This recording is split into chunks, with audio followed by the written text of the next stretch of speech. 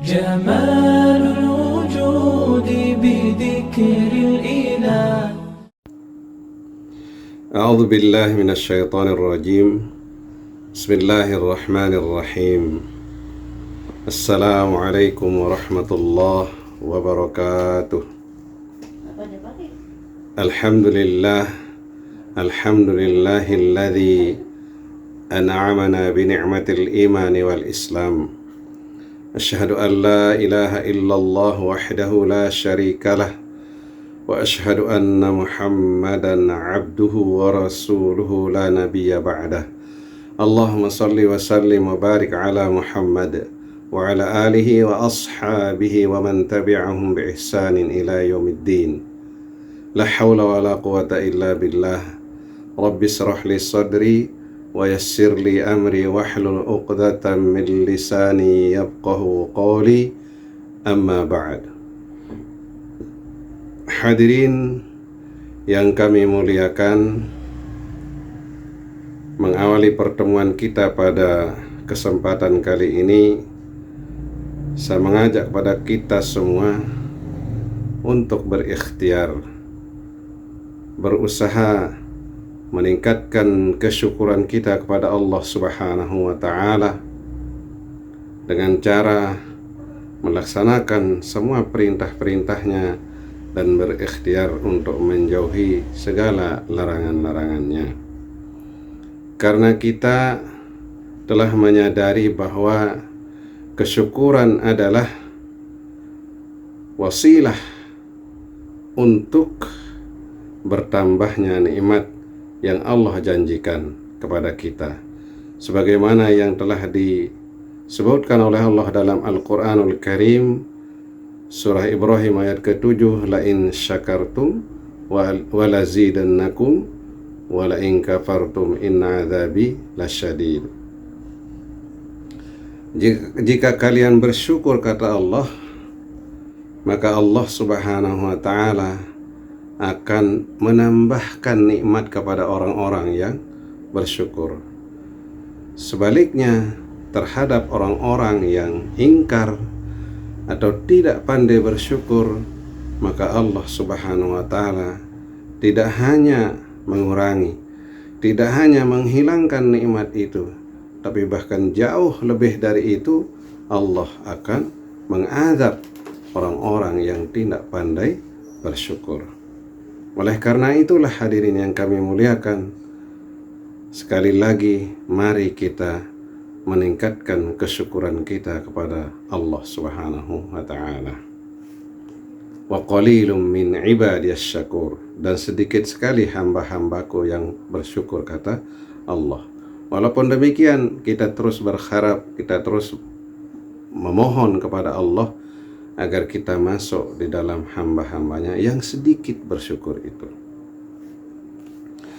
Hadirin yang kami muliakan, pada pertemuan kita pada kesempatan ini, kita akan menyampaikan terkait dengan pondasi daripada agama kita adalah pondasi yang ketiga, di mana sebelumnya pondasi agama kita yang pertama adalah syahadatu an la ilaha illallah wa anna muhammadar rasulullah, dan pondasi yang kedua adalah as-salat, yaitu ibadah salat.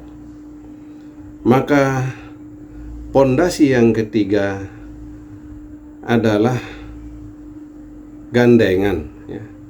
Gandengan, Allah selalu menggandeng di dalam Al-Quranul Karim, ya.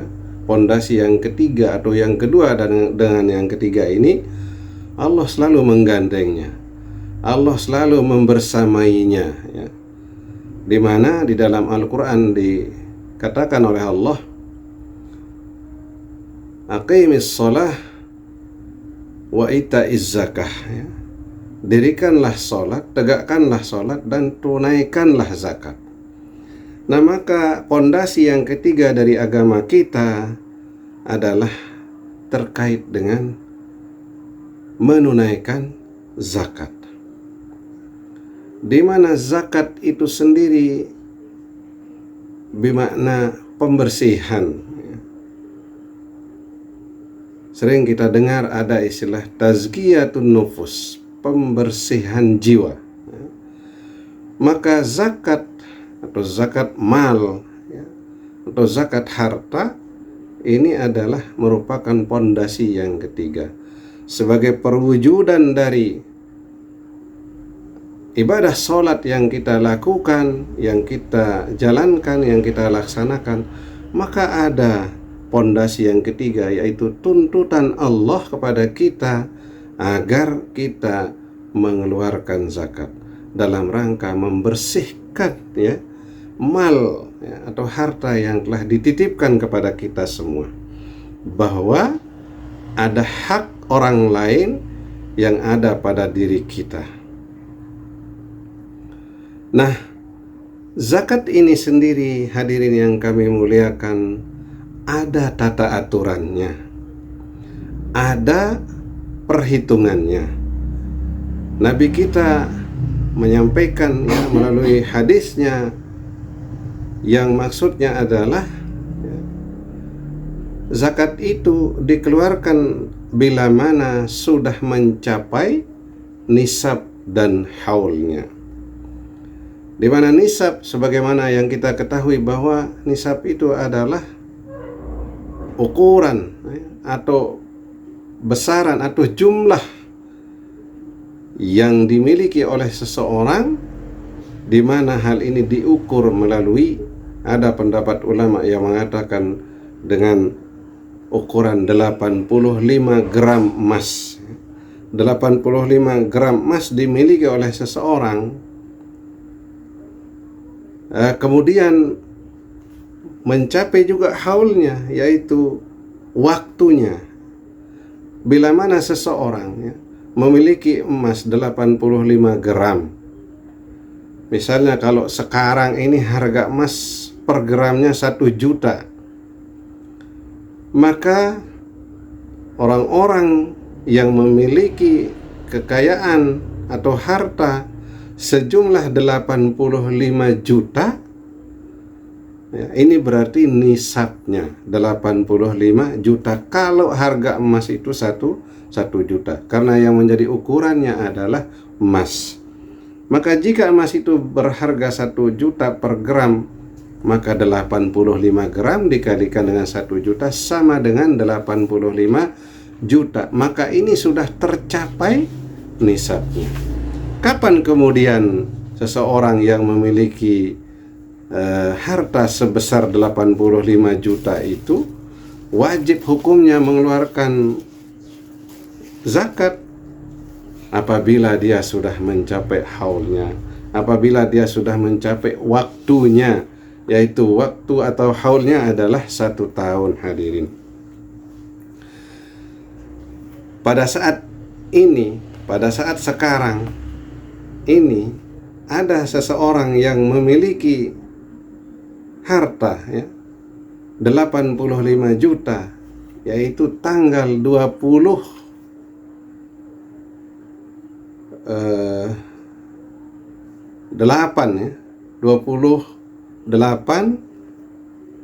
Januari tahun 2025. Maka bila mana harta yang tadi sebesar 85 juta itu utuh sampai dengan 27 Januari tahun depan, yaitu di tahun 2026, masih utuh sebesar 85 juta atau lebih, maka wajib hukumnya dikeluarkan zakat.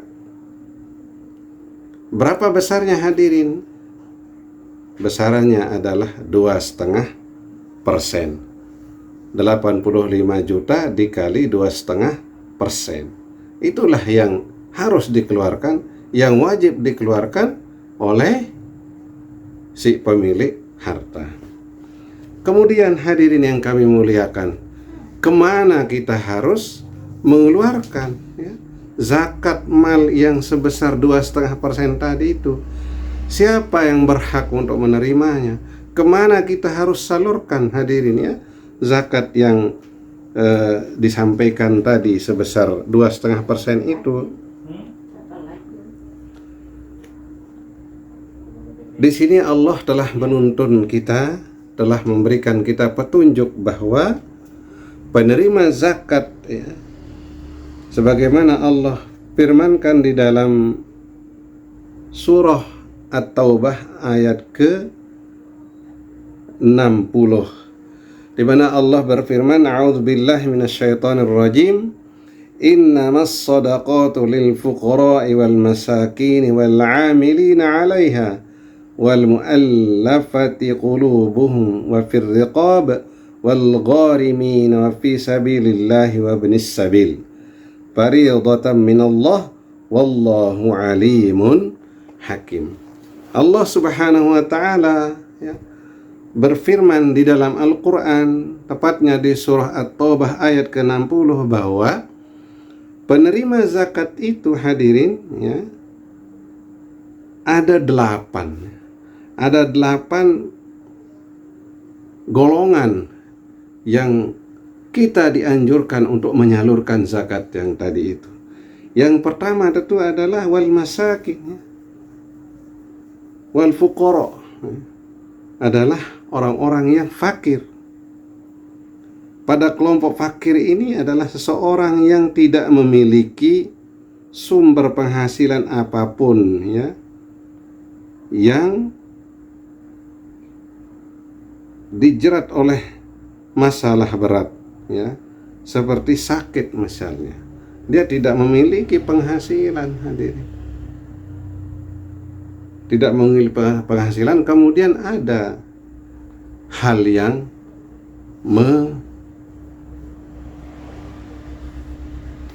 menimpanya. Kemudian yang kedua, ya, golongan yang kedua adalah orang-orang miskin, ya, wal masakin, adalah orang-orang yang memiliki sumber penghasilan namun tidak cukup untuk memenuhi kebutuhan sehari-hari. Maka inilah orang miskin, hadirin, yang berhak untuk menerima sebagai golongan yang kedua. Kemudian golongan yang ketiga adalah riqab, atau biasa disebut sebagai hamba sahaya. Dan yang keempat adalah gharim atau gharimin, yaitu orang-orang yang memiliki utang dan kesulitan di dalam melunasinya. Kemudian yang kelima adalah mu'allaf, yaitu orang-orang yang baru meluk agama Islam, ya. Ini juga berhak atau boleh kita berikan, ya, hadirin yang kami muliakan, orang-orang yang mu'allaf, orang-orang yang baru memeluk agama Islam. Maka untuk mengikat mereka, untuk menyenangkan mereka, maka mereka berhak untuk menerima zakat mal ini. Kemudian yang keenam adalah fi sabilillah, yaitu orang-orang yang berjuang, ya, di dalam agama Allah Subhanahu wa taala. Seperti orang yang menuntut ilmu, orang-orang yang berjuang atau berjihad di jalan Allah. Ini juga berhak untuk menerima zakat itu. Kemudian yang ketujuh adalah ibnu sabil, yaitu orang-orang yang kekurangan bekal dalam perjalanan, atau orang-orang yang musafir, ya, kemudian dia kekurangan bekal dalam perjalanan, maka dia juga berhak untuk mendapatkan zakat ini. Kemudian yang terakhir, yang kedelapan, adalah amil, yaitu orang-orang yang membagikan, orang-orang yang mengurus, orang-orang yang membagikan zakat itu juga berhak untuk menerima, hadirin, ya. Nah, itulah 8 golongan yang berhak untuk diberikan zakat, hadirin. Maka zakat ini juga bisa berarti bertambah, ya, ziyadatul rizq, bertambahnya rezeki terhadap orang-orang yang membersihkan hartanya dengan mengeluarkan zakat. Karena di dalam itu atau di dalam harta itu ada haknya orang lain, maka orang yang paham akan ini kemudian dia keluarkan, maka Allah Subhanahu wa taala akan menambahnya, karena itu adalah bentuk dari perwujudan rasa syukur seseorang terhadap apa yang Allah telah berikan kepadanya. Hadirin yang kami muliakan, apabila kemudian seseorang belum dapat mencapai, belum dapat memiliki sebesar tadi ya, sesuai dengan nisabnya itu, belum dapat memiliki, belum ada ya, tetapi keinginannya tinggi untuk berbagi, maka bisa kita turunkan menjadi infak ya hadirin. Kalau zakat kita belum mampu, maka kita turunkan menjadi infak. Kalau infak ini tidak punya ketentuan hadirin, infak ini juga ada dua makna hadirin. Yang kita sering sebut juga infak itu dengan nafkah. Maka nafkah ini ada nafkah wajib, ada nafkah sunnah. Di mana nafkah wajib ini adalah berada pada seorang suami, seorang bapak sebagai kepala keluarga, dia wajib menafkahi istrinya, wajib menafkahi anak-anaknya. Inilah yang disebut dengan nafkah wajib hadirin. Maka nafkah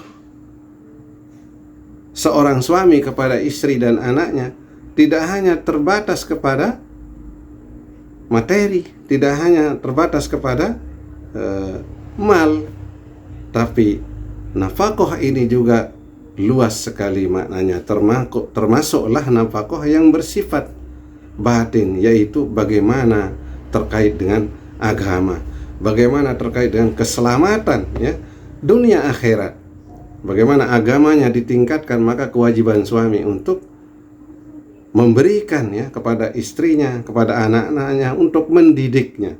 Itulah nafkah batin ya. Secara umum sangat luas makna nafkah batin itu.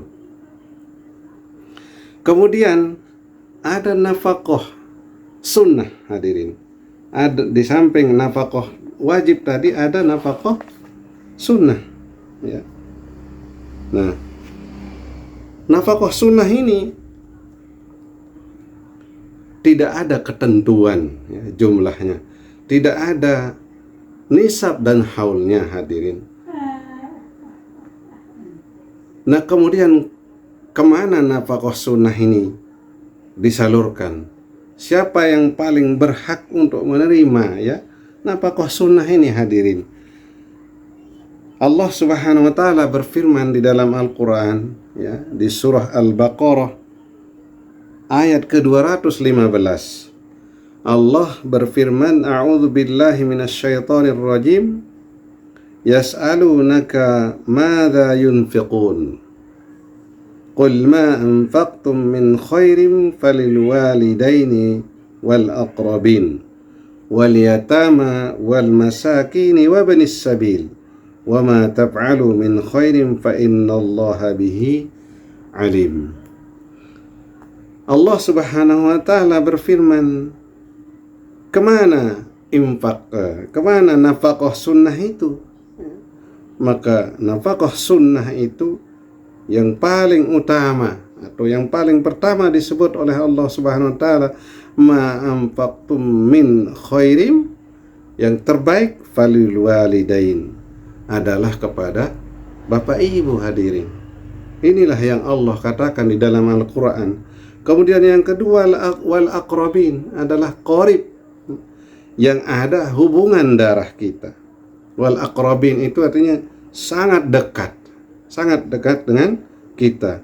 Kemudian yang berikutnya ada wal yatama, yaitu anak-anak yatim. Kemudian wal masakin, dan orang-orang miskin. Wa banis sabil, dan orang-orang yang berada atau yang berjuang, yang berjihad di jalan Allah Subhanahu wa taala. Termasuklah tadi kita sampaikan, wa banis sabil ini ada penuntut ilmu, ada orang-orang yang menuntut ilmu, sehingga satu tetes air saja kita berikan kepada orang yang menuntut ilmu, maka pahalanya luar biasa hadirin. Apalagi kemudian sampai kita dapat memberikan nafkah sunnah tadi itu. Hadirin yang kami muliakan, maka kalau belum juga bisa ya bagi seseorang untuk mengeluarkan nafkah atau belum bisa berinfak, maka kita bisa turunkan juga menjadi sedekah. Kalau di mana sedekah ini luas maknanya. Sedekah ini tidak hanya bertumpu kepada harta, tidak hanya bertumpu kepada amal, ya. Tidak hanya bertumpu kepada benda, ya. Tetapi kalau sedekah itu luas, bisa saja kita membuang sesuatu di jalan yang akan membahayakan orang lain, kemudian kita buang, kita pinggirkan, kita alihkan ke tempat yang aman sehingga tidak diinjak oleh orang, maka itu juga merupakan bagian dari sedekah. Ada hal-hal yang membahayakan di jalan. Ada kulit pisang, kalau diinjak orang maka dia akan kepleset saking licinnya. Ada kulit kates, ada paku kira-kira yang akan mengganggu orang untuk perjalanan, dan kita buang itu. Tentu kita nawaitukan untuk ibadah, maka itu juga merupakan sedekah hadirin. Maka kalau kita berbicara sedekah, sangat luas maknanya. Ada seseorang yang minta tolong untuk sesuatu karena dia tidak mampu ya untuk mengangkatnya misalnya, kemudian kita bantu sehingga itu terangkat sesuatu itu, maka itu juga merupakan sedekah. Sekali lagi, sedekah itu sangatlah universal ya. Tidak terbatas hanya kepada materi atau benda saja. Nah, inilah pondasi yang ketiga hadirin ya. Maka tidak bisa dipisahkan antara sholat dengan zakat. Karena zakat ini sekali lagi ada hak orang lain ya, pada diri seseorang yang harus dikeluarkan oleh seseorang, terutama yang sudah memiliki, yang sudah memenuhi nisab dan haulnya tadi. Hadirin yang kami muliakan, ada baru 3 yang kita coba sampaikan kaitan dengan pondasi Islam itu. Maka pondasi yang pertama yaitu la ilaha illallah, itu ada syahadat itu. Maka kita turunkan bagaimana pengakuan kita, la ma'buda illa iyyah ya. Tidak ada sesembahan yang berhak disembah kecuali Allah. Maka kita kemudian melaksanakan pondasi yang kedua, yaitu kita sholat. Kita beribadah sholat yang sudah kita bahas, yang merupakan pondasi yang kedua. Kemudian yang ketiga adalah zakat. Maka sholat dan zakat merupakan satu kesatuan yang Allah selalu gandeng di dalam Al-Quran.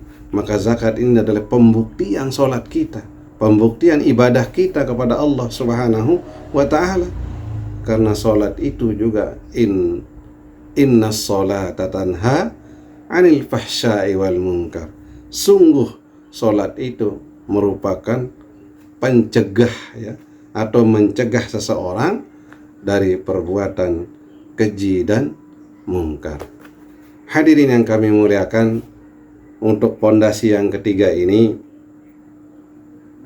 mungkin demikian dulu yang bisa kita sampaikan terkait dengan pondasi yang ketiga ini ya. Mudah-mudahan ada manfaatnya, mudah-mudahan kita bisa implementasi dalam kehidupan kita sehari-hari. Kemudian kita juga bisa membersihkan hati-hati kita, sebagaimana yang sering kita dengar dengan istilah tazkiyatun nufus ya. Membersihkan hati, membersihkan harta, membersihkan hati, membersihkan pikiran kita ya. Mudah-mudahan kemudian hati kita, pikiran kita diliputi dengan hal-hal yang memang mendekatkan diri kita kepada Allah Subhanahu wa ta'ala, sehingga kita terus diawasi oleh Allah, kita dilindungi, kita dipelihara di mana dan kapanpun, atau fi kulli makan wa fi kulli zaman. Demikian hadirin yang bisa kita sampaikan pada kesempatan kali ini.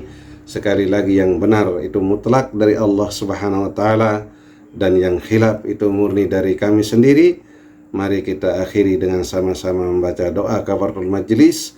Subhanakallahumma wa bihamdika asyhadu an la ilaha illa anta astaghfiruka wa atubu ilaik. Wassalamualaikum warahmatullahi wabarakatuh.